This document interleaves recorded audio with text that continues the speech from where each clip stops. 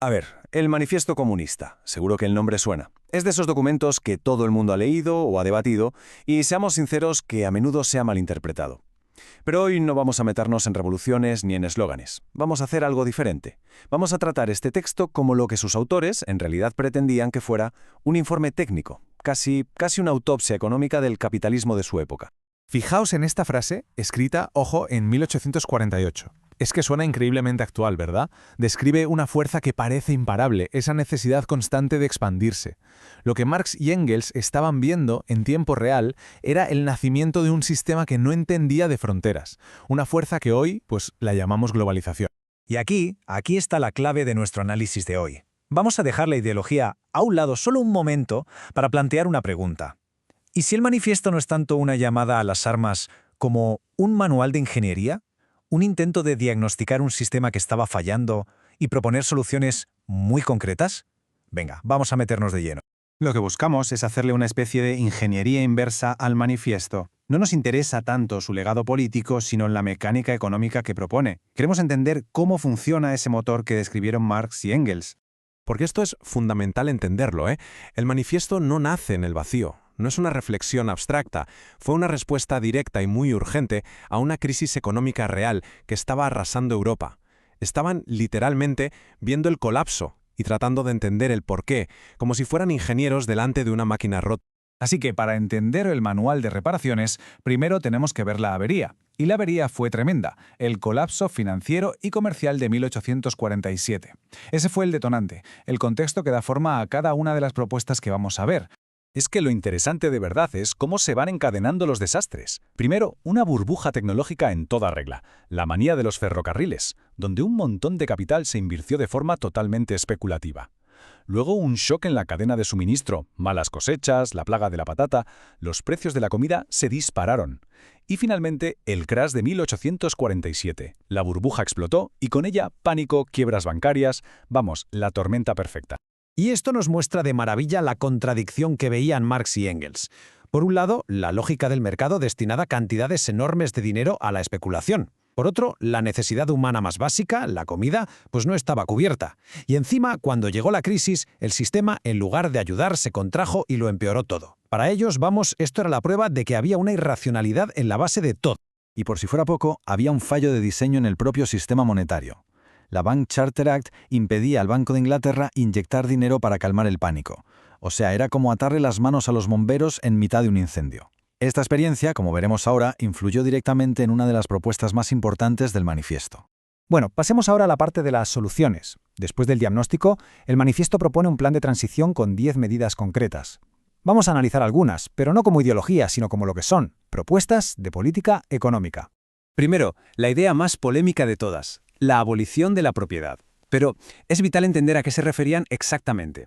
No estaban hablando de la casa de nadie ni de la ropa. Hablaban de la propiedad burguesa, es decir, la que permite a su dueño generar riqueza a partir del trabajo de otros, como ser dueño de una fábrica o de capital financiero.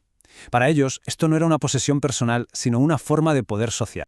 Y aquí está el contraste, que es crucial. El manifiesto lo distingue claramente de la propiedad personal, o sea, el fruto del propio esfuerzo. De hecho, argumentaban con bastante sarcasmo que no hacía falta que ellos la abolieran porque la gran industria capitalista ya se estaba encargando de hacerlo, arruinando a los pequeños productores.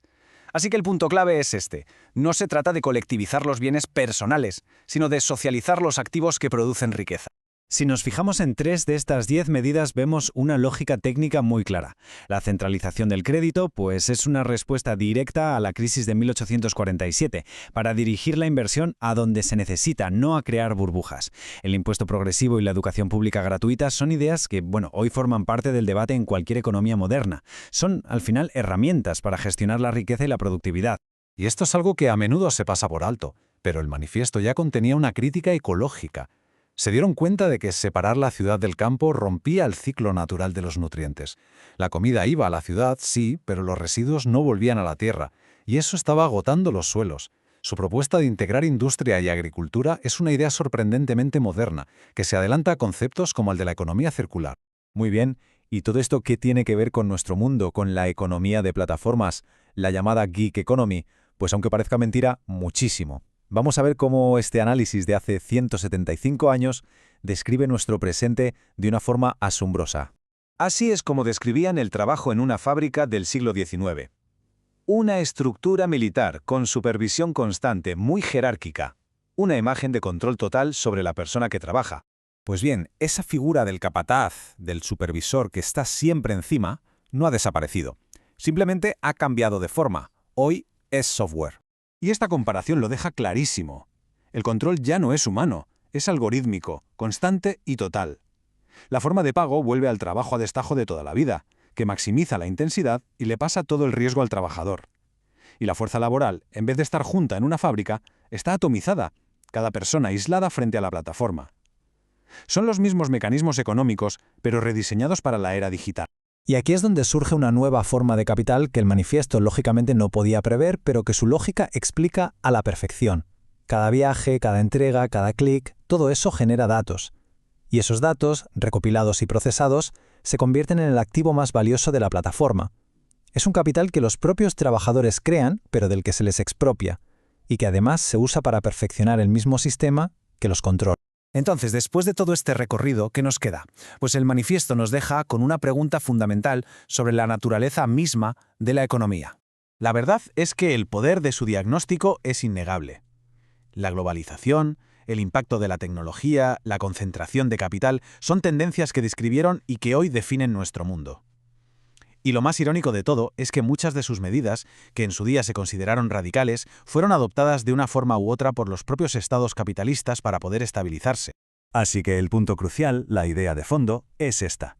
Más allá de cualquier ideología, el gran legado del manifiesto es una idea radicalmente simple. La economía no es como el clima o la gravedad, no es una fuerza de la naturaleza. Es un sistema diseñado por seres humanos. Y si es un diseño, se puede rediseñar. Y esa es la pregunta final que nos deja este documento. Una pregunta que era tan relevante en 1848 como lo es hoy. Si la economía es un sistema que se puede construir y reconstruir, la pregunta clave, la que lo define todo es ¿quién se sienta en la mesa de diseño?